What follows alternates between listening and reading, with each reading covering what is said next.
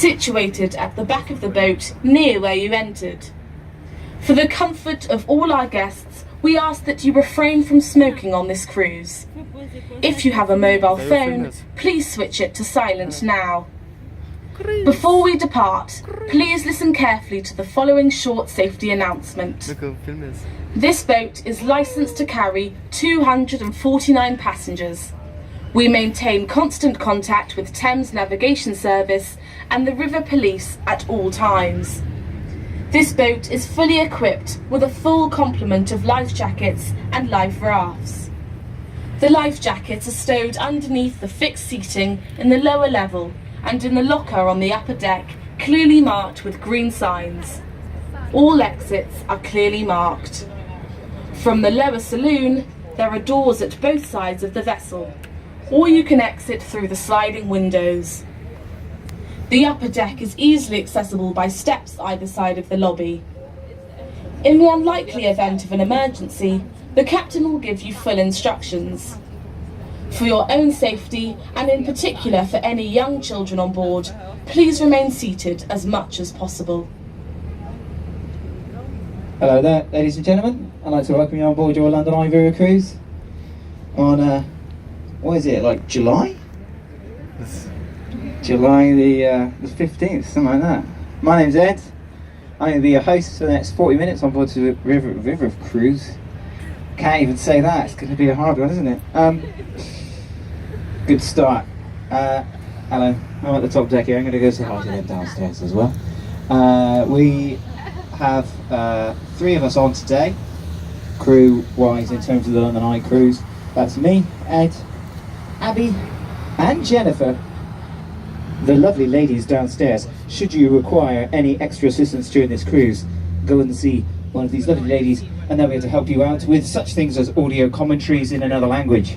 If you want an audio guide in another language, we have 8 other languages for you to choose from. We have Spanish, French, Italian, German, Russian, Mandarin, Japanese, and Dutch audio commentaries, and they're available at the back of the lower deck. I'm down here now, I'm just coming to say hi. And they're there.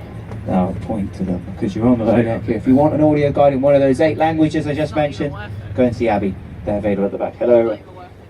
Okay, so our captain today is Tim. I haven't seen Tim for a bit. Good to have him in. And with him is our engineer Phil. We're in very safe hands on the Thames today, folks. But I will ask you, please, on the upper deck especially, I'm going to be wandering up and down the central aisle as well. But we ask that you don't do the same. I'm allowed to stand up and move about. You're allowed to stand up and come downstairs if you want and move about, but not stand up and take photos and get in the way of the captain. Captain's view line is from the back of the boat to the front of the boat on the upper deck, so we require that you remain seated. So yeah, you can come downstairs if needs be, otherwise stay in your seat. Of course, toilets are located at the back of the lower deck, as I believe was mentioned in the safety announcement, and I think that's all the administration out the way. So let's begin with our cruise. Over on the right hand side, the Houses of Parliament, a Victorian Gothic building completed in 1859. Sometimes a lot of people think it's older than it is because of the way it looks. It may look kind of medieval. Well, it was modelled on a medieval style, maybe a Victorian, but it's built in the Gothic style, which was much more popular during the Victorian period, because the Victorians like to emulate, they like to copy a lot of different styles of architecture, and they were big into their Gothic. There's another very important building we're going to be going underneath, bizarrely enough, building later on our cruise that's in the Gothic style, in the Victorian era. So this is where our government does stuff, and there's 2 houses in here separated by the central tower there. So you can see that tower in the middle, that's the lobby where the 2 houses are allowed to meet. The 2 houses are the House of Commons, House of Lords. So they're allowed to meet at that point in the building, but not in other places. They can't have their lunches together, for instance. And this is where we get the colour-coded awnings from, the green and red. If you've ever seen a debate, or been to one, you can go in there, you're allowed to go in and watch the debates.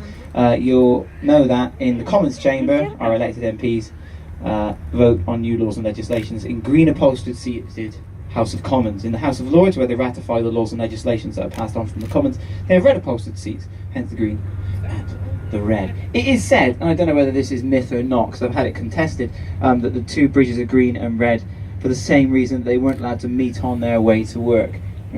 I have read otherwise, different books say different things, so it's one of these ones that's a bit up in the air in terms of London's, let's face it, quite big. It's got a lot of history and it can get a bit tied in knots.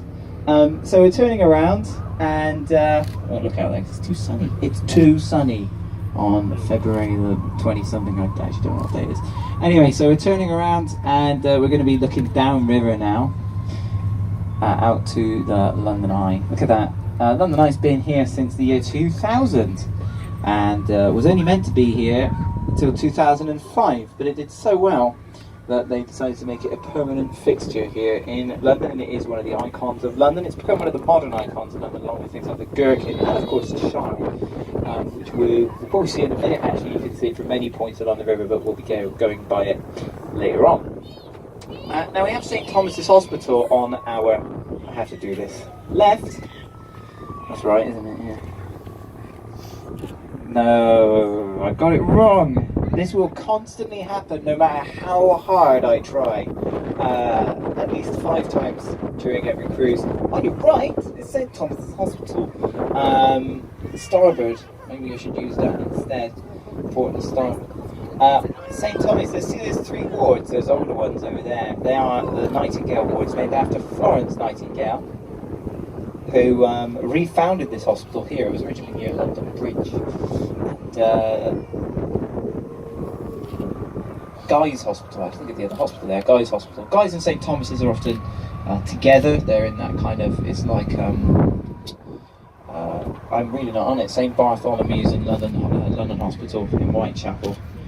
London and St Bart's are often mentioned together. These 2 hospitals are often together. See this new modern bit of St Thomas that actually replaces another 3 of those wards that were once there, but it's very sadly destroyed during the Blitz.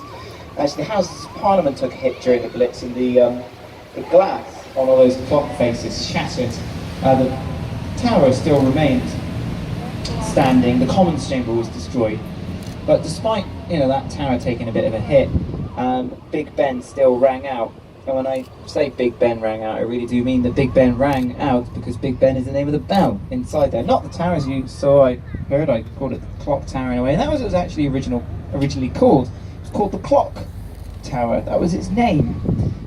Victorians obviously not very inventive with their naming of things, but it's been renamed since. It's actually named after our Queen at the moment, Queen Elizabeth II. It is called the Queen Elizabeth Tower, or if you want to do the full thing, the Queen Elizabeth II Tower. But the bell, Big Ben, there's one common story as to who the name came from, and that's Benjamin Hall, Chief Commissioner of the Works for the Tower at the time, and he was a large fella, and the workers thought it'd be funny to name the bell after their boss, and poke a bit of fun at him.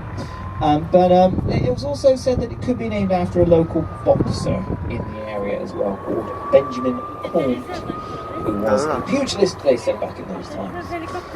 Over on the right hand side, there is the London Eye. We're passing by it. It doesn't really look it, but it is 135 metres.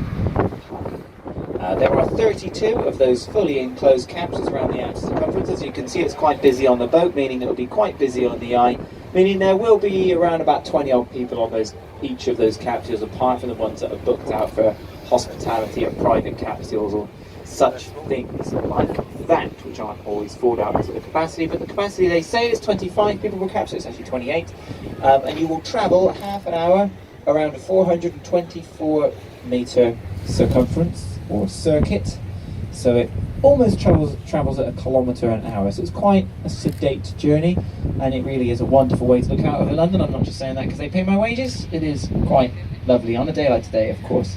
Very nice indeed. Some really good days for visibility here on the Eye, and of course on our river cruise. Next 3 bridges, the Hungerford Railway Bridge, either side of which the Golden Jubilee footbridges.